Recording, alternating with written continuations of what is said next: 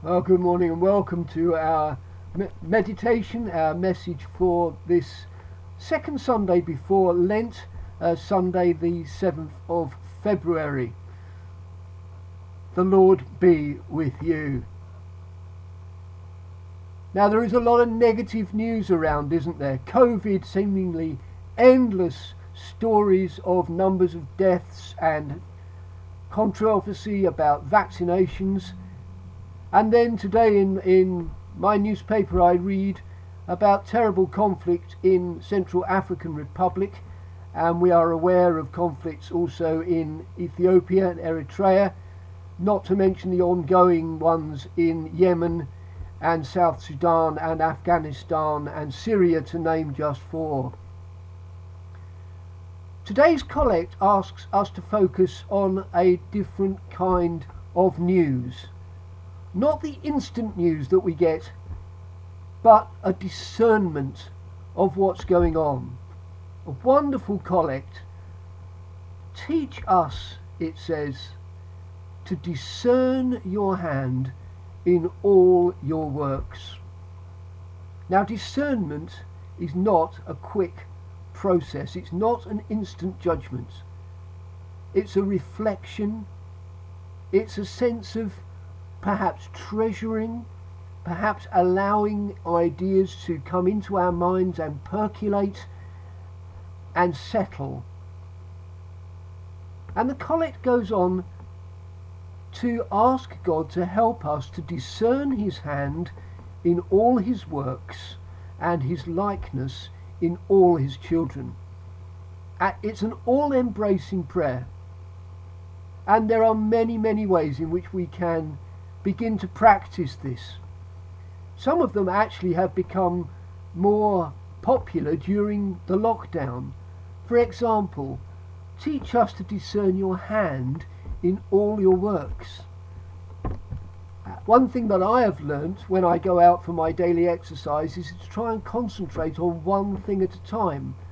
So on one walk I will look for snowdrops, for example. On the next one I will try to listen for the bird song, trying to focus in on one thing and to allow God perhaps to speak to me. Wonderful story in a book I read of an old farmer who was introduced to the idea of a microscope. He'd never seen a microscope before, and a scientist was looking at a particular flower in his field through a microscope and showed the farmer this. And the farmer said, "Wow, I wish I'd seen this before, because all my life I've just walked over these things and never thought about them." Teach us to discern your hand in all your works.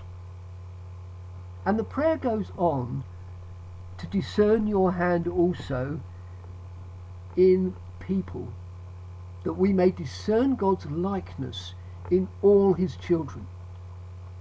Now that's actually quite an important point. All his children. Yes, of course we can see God's likeness in many Christian people around us, the gifts of the Spirit in different people in different ways for the good of the church and the good of the world. But this prayer asks us to look further afield than that, to see the goodness in all God's people. There's a wonderful painting about the Good Samaritan. Actually, it's a modern day one set on a bridge in London. And the point of the painting is that one person has stopped to help this poor person who's been beaten up. And another one is stopped and is contemplating what to do next. Discernment asks us to stop and look. If we just walk on past, we'll never get involved. How can we begin to discern God's likeness in those who need our help? Because if we do, we will feel impelled to stop and help them, whatever religion or background they are.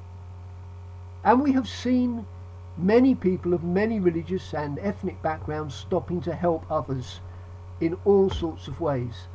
The Sikh community in Gravesend, for example, where I came from, were absolutely magnificent in their generosity to those who were isolated and housebound during the first lockdown, supplying meals for them free of charge 7 days a week.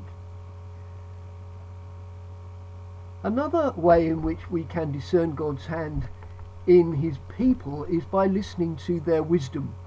The theme of this Sunday's readings is wisdom, and we've learnt wisdom, especially this lockdown, I think, about mental health, haven't we?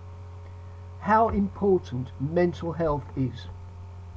And here's an extract from an article in the I newspaper on the 31st of January by Dr. Radha Mogil, and I'd like to read it to you because it seems to me to contain great wisdom. I believe every emotion has a reason and a purpose for being there, she says. It might be to help us learn something, to ask for support, to take a different path, to change something, or to help us to connect with and learn to love ourselves more. Every time we can stop, listen, feel, reflect, and process that emotion and come out the other side of it, we have an opportunity to learn from the story. There is no such thing as good or bad emotions, and there is no such thing as positive or negative feelings. That's some wisdom worth reflecting on, I think. Of course, in our readings, Jesus is put to us as the embodiment of God's wisdom. Now we know there is a vast amount of wisdom in the world, and St. Paul was no stranger to that. He preached in Athens, where Plato and Aristotle and Socrates had preached, as it were, their messages. And in this book which I've been reading, How the World Thinks, How the World Thinks, well worth reading. There is also reflection on other ancient wisdom from India, from China, and indeed from Aboriginal people in Australia, just to name a few. So wisdom is not confined just to the Western Hemisphere. Thank goodness for that. But St. Paul says, and St. John says, that Christians will look for the fullness of wisdom in the face and the person of Jesus Christ. St. Paul, you remember in Corinthians, says, Greeks look for wisdom, but we preach Christ crucified. And St. John, in his message about Jesus, the Logos, which we hear at Christmas and we hear again today, is saying that the same wisdom is to be found in the Incarnation. That here in God's humility we find the greatest wisdom of all. St. Paul sums it all up, doesn't he, by saying Christ Jesus was in the form of God, and yet he did not cling to equality with God, but emptied himself. We see that at the Incarnation, and we see that also on the cross.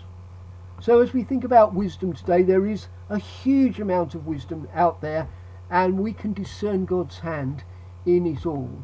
But above all, as Christians, we are called to discern God's wisdom in the face and in the person and in the message of Jesus Christ, who comes to change us into embodiments of God's wisdom ourselves. So let us make time to discern his hand in all his works.